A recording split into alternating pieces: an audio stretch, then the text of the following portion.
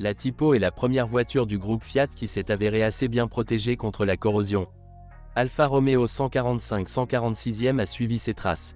La carrosserie de la voiture est entièrement galvanisée. En conséquence, même les spécimens les plus anciens mais bien entretenus semblent toujours comme neufs.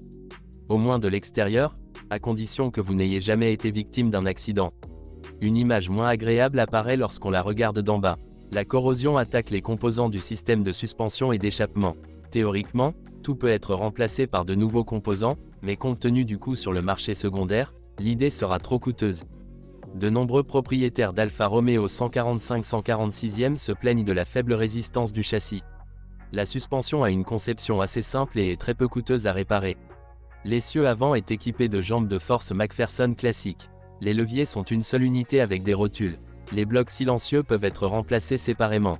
Une façon d'augmenter la durabilité des bras avant consiste à installer des bagues d'Alfa Romeo 156. Vous pouvez alors compter sur une ressource de 50 à 60 000 km, et non de 20 à 30 000 km. La suspension arrière est une conception avec des bras oscillants montés sur une poutre commune. La solution est durable et peu coûteuse à réparer. Le seul élément qui nécessite un renouvellement périodique sont les appuis de poutre. La base de la gamme de moteurs Alfa Romeo 145 146e de pré-restylage est constituée d'unités à cylindres opposés.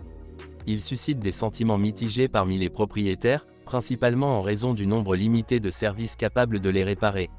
Et les moteurs boxer doivent souvent être réparés, car à cet âge, les moteurs sont assez usés ou souffrent de fuite d'huile.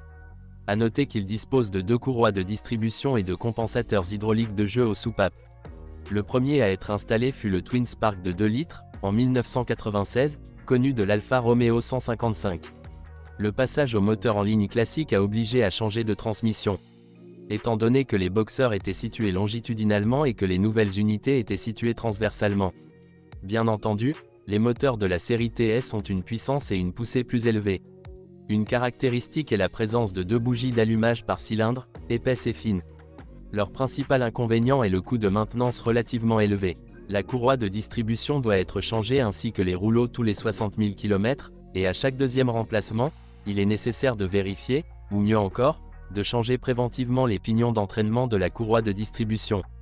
Un problème typique avec Twin Spark est un dysfonctionnement du calage variable des soupapes.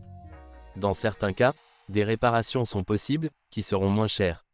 Le remplacement direct du variateur n'est pas une procédure compliquée, mais pour y arriver, il faudra démonter la moitié du moteur, ce qui augmente considérablement le coût des travaux.